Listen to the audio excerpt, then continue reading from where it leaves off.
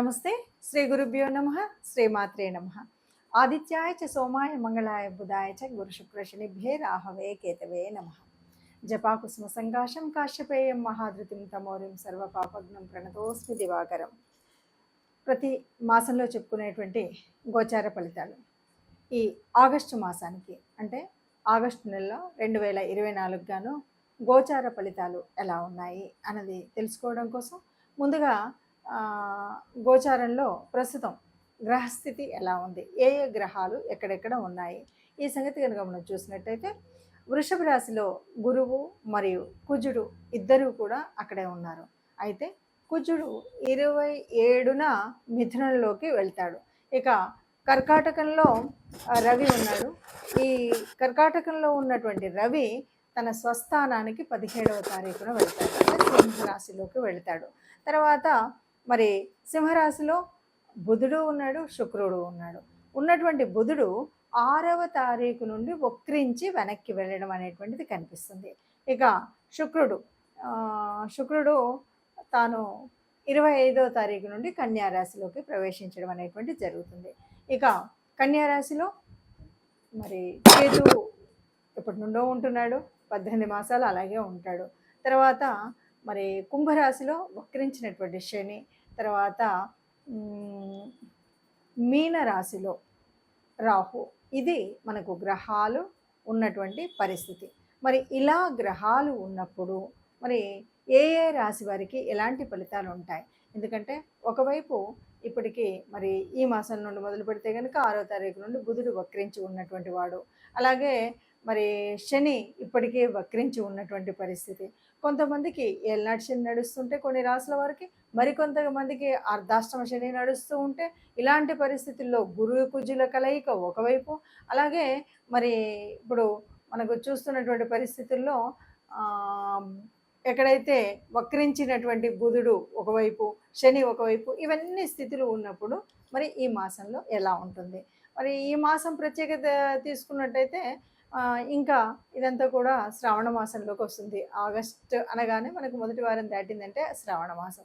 శ్రావణ మాసంలో అంటే ఏదైనా సరే, ఏ గ్రహరీతులు ఎలా ఉన్నా సరే, ఆ మాసానికి సంబంధించినటువంటి అధిదేవతల్ని మనం తలిచినప్పుడు, కొలిచినప్పుడు ఏవైనా అవకతవకలు ఉన్నా, ఏదైనా చిన్న చిన్న తేడాలు ఉన్నా మనం సరి చేసుకోవడానికి ఎప్పటికప్పుడు దేవుడు మన దేవతా రూపాలు మనకు ఆయా పండగల రూపంలో దర్శనమిస్తూనే ఉంటాయి. మరి అలాంటి పరిస్థితులలో ముఖ్యంగా మరి ఆగస్టు మాసంలో 2024 గాను ఒక్కొక్క రాశి వారికి అంటే 12 రాశుల వారికి ఎలాంటి ఫలితాన్ని మనం పొందుతామన్నది నెమ్మదిగా చూద్దాం.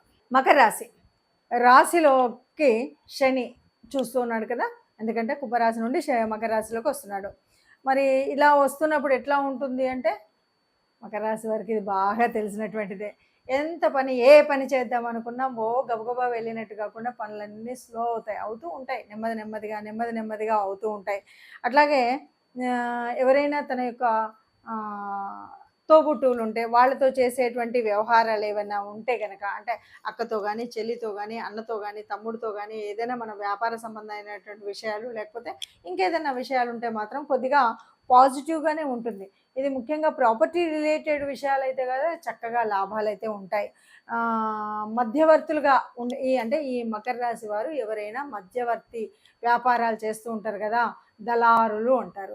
ఈ దళారులుగా పనిచేస్తున్నటువంటి వారికి అయితే చక్కటి లాభాలు ఉంటాయి. కాకపోతే ఒకే విషయం చాలా స్పష్టంగా చెప్పొచ్చు, ఇది తమ సంతానం వల్ల లేనిపోని స్ట్రెస్ తీసుకోవాల్సి వస్తుంది. ఒకడు చెడ్డవాడు ఉండొచ్చు, ఒకడు దుర్మార్గుడు ఉండొచ్చు, ఒక అమ్మాయి మనం చెప్పిన మాట అస్సలు వినకపోవచ్చు, లేదంటే ఆ పిల్లలకి అనారోగ్యం ఉండొచ్చు, ఇలా లేదంటే వాళ్ళకి ఏదో ఉద్యోగ సమస్యలు ఉండొచ్చు, లేదు వాళ్ళకి వివాహ సమస్యలు ఉండొచ్చు. మొత్తంగా పిల్లల మూలంగా, సంతానం మూలంగా బాగా స్ట్రెస్ అయితే ఉండేటువంటిది పరిస్థితి అయితే కనిపిస్తుంది. ఇంకా ఇక్కడ ఒకటి ఏంటంటే పూర్వీకులకు సంబంధించినటువంటి సంబంధిత వివాదాలు ఉన్నాయనుకోండి. ఇంతకుముందు ఏదైనా సరే మనకు ఎప్పటి నుండో ఉన్న తాత ముత్తాతల నాటి ఆస్తులు ఉన్నాయి, అవి గొడవల్లో ఉన్నాయంటే కాస్త తగ్గినట్టు అనిపిస్తాయి, మళ్ళీ ప్రారంభమవుతాయి. అంటే దీనివల్ల మనకి పెద్ద బెనిఫిట్ ఉన్నది ఏం లేదు, ఎక్కడ ఉందే అక్కడే ఉంటుంది. కాస్త తగ్గినట్టు అనిపించినా మళ్ళీ ప్రారంభం అవుతాయి కాబట్టి అంత తీసుకోక్కర్లేదు. కాకపోతే మనకున్నటువంటి ఇక రెండవ పక్షంలో కూడా దాదాపుగా ఇదే స్థితి కనిపిస్తుంది. దాదాపుగా ఇదే స్థితి అంటే రెండవ పక్షంలో కూడా మకర రాశి వారికి ఆర్థికంగా బాగుంటుంది. కాకపోతే కొద్దిగా సంతానం వల్ల స్ట్రెస్ స్ట్రెయిన్ ఉంటుంది. తన తోబుట్టుల వల్ల చక్కగా పాజిటివ్ రిలేషన్ ఉంటుంది, పాజిటివ్గా లాభాలు వస్తాయి. ఇక వివాహాలు అలాంటి సంబంధాలు ఉంటే మాత్రం కాస్త నిదానమే అవుతాయి, తొందరగా అయ్యేటువంటివి అయితే కాదు. ఏదైనా ఆర్థిక వ్యవస్థ కోసం బ్యాంకులో ఏదైనా అప్పులు తేవడానికి కానీ మనం తీర్చడానికి ప్రయత్నించినా కాస్త ఆలస్యంగా మాత్రమే ఈ పనులు జరుగుతాయి. అన్ని పనులు జరుగుతాయి, పాజిటివ్గానే ఉంటుంది, కానీ గబగబా జరగకుండా నెమ్మదిగా జరుగుతుంది. ఎందుకంటే మకర రాశి అనగానే మనకు తెలుసు, మొదటగా ఏళ్ళనాటి శని ఉంది, రెండవది శని వక్రించి ఈ రాశి వైపు వస్తుంది. ఈ రెండు పరిస్థితుల మూలంగా మనకు ఈ పరిస్థితి అనేది కనిపిస్తుంది. ఇప్పటి వరకు మనం చూసినటువంటి మేషరాశి కానీ మనం మేషం నుండి మీనం వరకు ఒక్కొక్క రాశి గురించి మనం చెప్పుకుంటూ ఉంటాం. ఇలా చెప్పుకున్నప్పుడు ఇక్కడ ఒక చిన్న పరిస్థితి అయితే ఎదురవుతుంది జ్యోతిష్కులకు కానీ వింటున్నటువంటి ప్రేక్షకులకు కానీ. ఏంటంటే అన్నీ కూడా చెప్పినట్టుగానే ఉంటాయి. ఒక్కొక్కసారి ఎలా ఉంటుందంటే కొంతమందికి ఒక పెద్ద అనుమానం, చాలామంది మీరు అందరూ చెబుతున్నారు అయినా సరే ఒక్కొక్కరిది వేరుగా ఉంటుంది అన్నది కూడా ఒక మీమాంస అయితే ఉంటుంది.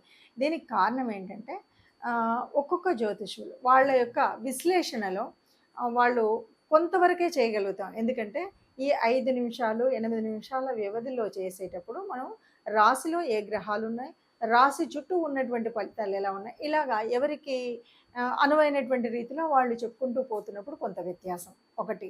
రెండవది, ఇది ఏమన్నా సరే గ్రహాలు ఇప్పుడు మారుతున్నటువంటి కాలంలో మనం చెప్పుకునేటువంటిది ఒక ఎత్తు అయితే, కొన్నిసార్లు మీకు అస్సలు బాగోదండి అని మనం చెప్పినప్పుడు కూడా హాయిగా బ్రహ్మాండంగా ఉంటారు.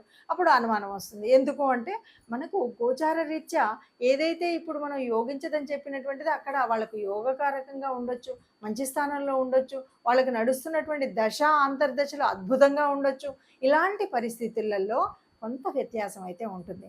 అంటే మొత్తంగా చెప్పాలి అంటే గోచారాలు ఫలితాలు మనం చెప్పుకుంటున్నప్పుడు ఇందులో కోటానుకోట్ల మంది, ఇందులో కేవలం 30% మందికి ఎగ్జాక్ట్గా ఇది కరెక్టే ఉంది అని అనిపించవచ్చు. ఇంకోటి మనం డీప్గా అనాలిసిస్ చేయడం అనేటువంటిది ఉండదు. ఇది అందరినీ దృష్టిలో పెట్టుకొని ఈ రాశి వాళ్ళు ఈ జన్మ అంటే మనము ఈ రాశిని బట్టి కానీ జన్మ కుండలిలో ఉన్నటువంటి స్థితికి దీనికి ఉన్నటువంటి వ్యత్యాసాన్ని చెప్తూ వెళ్తున్నాం. కాబట్టి రాశి అనగానే ఇక్కడ ముందుగా మనకేంటి, ఇక్కడంతా కూడా చంద్రుని బట్టి మారేటువంటి స్థితిని గురించి మనం చెప్పుకుంటున్నాం. అక్కడ మాత్రం అలా కాదు కదా. అందుకని ఈ వ్యత్యాసం అనేది ఉంటుంది. చాలా క్లియర్గా కావాలి అనుకునే వాళ్ళు ఎవరైనా సరే మీకు నచ్చినా లేకపోతే మీకు తెలిసినా దగ్గరలో ఉన్నటువంటి జ్యోతిష్యుల దగ్గరికి వెళ్ళి స్వయంగా మీ జన్మకుండల్ని చూపెట్టుకొని, అందులో కూడా ఇంకొక విషయం, ఒక్కసారి జన్మకుండల్లో మాది ఇదండి అనుకొని ఒకసారి వెళ్ళి మా మొత్తం జీవితం మొత్తము అద్దం ముందు కూర్చొని పెడితే అద్దంలో కనబడినట్టుగా కనబడుతుందంటే ఇది ఉట్టి మాట. ఎందుకు అంటే ఒక్కొక్క ఏరియాలో ఒక్కొక్క రకమైనటువంటి ప్రాబ్లమ్స్ ఉంటాయి. అంటే ఉద్యోగంలో ఒక రకమైన ప్రాబ్లం ఉండొచ్చు, అంటే ఉద్యోగానికి కారకత్వాలు కల్పించేటువంటి గ్రహాల వల్ల కానీ ఏ భావాలు అందుకు చూపెడుతున్నాయన్నది ఒక తేడా.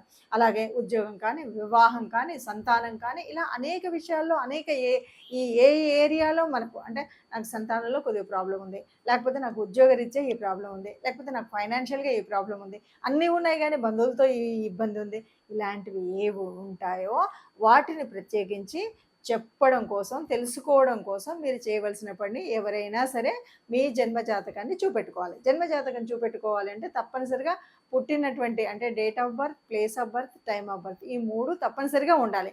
ఈ మూడింటిని ఉపయోగించుకొని మీ తెలిసినటువంటి జ్యోతిష్యులు, మీకు నమ్మకస్తులైనటువంటి వాళ్ళు లేదా మీకు దగ్గరలో ఉన్నటువంటి వాళ్ళు, మీకు వీలుగా ఉన్నటువంటి చోట మీరు చెప్పించుకుంటే ఏది కావాలో అది మీకు పూర్తిగా వివరంగా దొరుకుతుంది. ఆ దృష్టిగా వెళ్ళండి.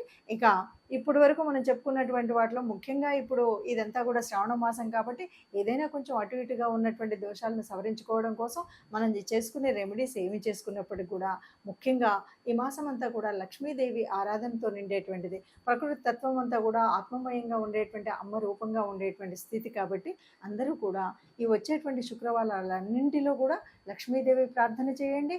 లక్ష్మీతో పాటు ఆ విష్ణుమూర్తిని నమ్ముకొని ఆయన యొక్క విష్ణు సహస్రాలు వినడం కానీ, విష్ణుదేవుడి ఆలయానికి వెళ్ళడం కానీ చేసినట్టయితే ఏదైనా మనకు కష్టంగా అనిపించేటువంటి గ్రహస్థితి ఆ కష్టాన్ని తెలియకుండా ముందుకు తీసుకువెళ్తుంది. కాబట్టి అందరం సుఖంగా ఉండాలి, అందులో మనం ఉండాలని నమస్కరిస్తూ ధన్యవాదాలు.